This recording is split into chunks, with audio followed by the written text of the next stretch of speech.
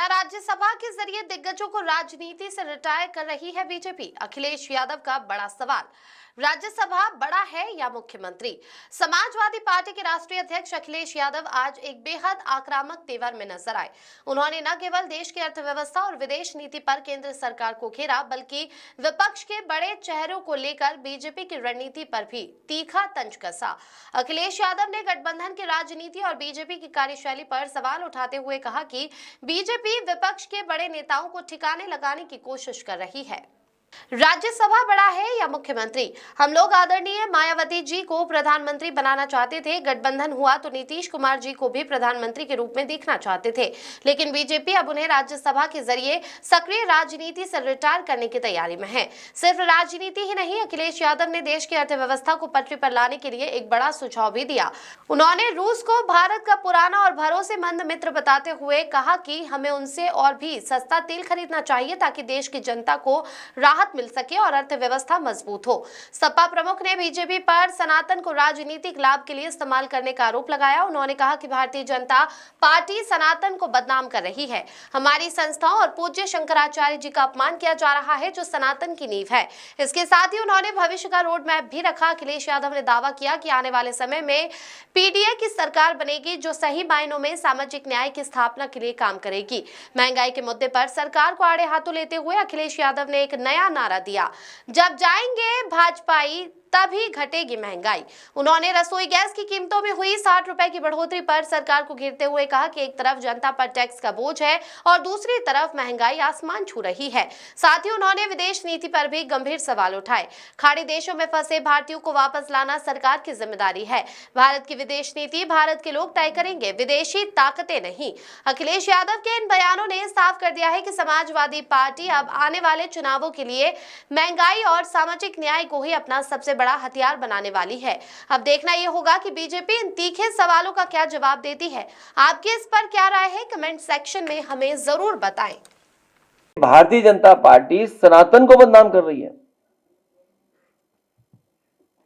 प्रधानमंत्री जी ने और शंकराचार्य जी हमारी संस्था है सनातन की, उसी को अपमानित कर रही हैं लोग झूठे मुकदमे लगवा करके। आने वाले समय में पीडीए की सरकार सामाजिक न्याय के साथ साथ सामाजिक न्याय के राज की स्थापना के लिए हम सब लोग मिलकर के काम करेंगे और हर एक का हक और सम्मान दिलाने का काम हम पीडीए के लोग और समाजवादी लोग करेंगे। आपको मैंने एक सवाल पूछा था, याद होगा आपको, कि 5 बड़ा के साथ लोकसभा बड़ी के विधानसभा, स्टेट मिनिस्टर बड़ा के केंद्रीय मिनिस्टर, राज्यसभा बड़ा की मुख्यमंत्री, राज्यसभा की मुख्यमंत्री।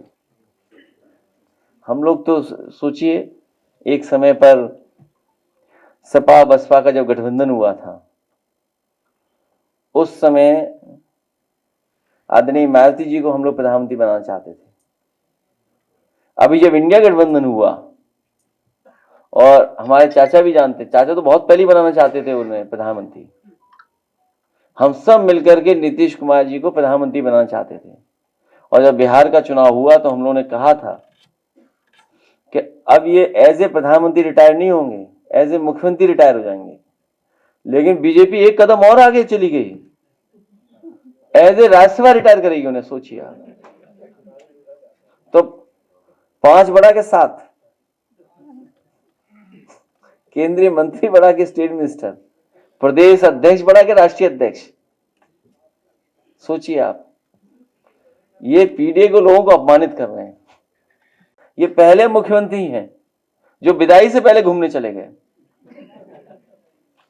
और जब ट्रेन में वो रफ्तार बढ़ी और जब 500 किलोमीटर प्रति घंटा बढ़ी तो बताओ ताली बांधने लगे।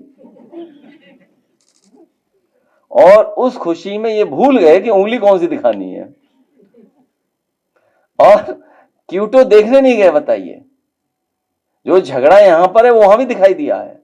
जहां सरकार एक तरफ टैक्स लगा रही है, वहीं सरकार महंगाई बढ़ाती चली जा रही है। आज भी जब हम लोगों ने सुबह अखबार और चीजों को देखा होगा, समझा होगा,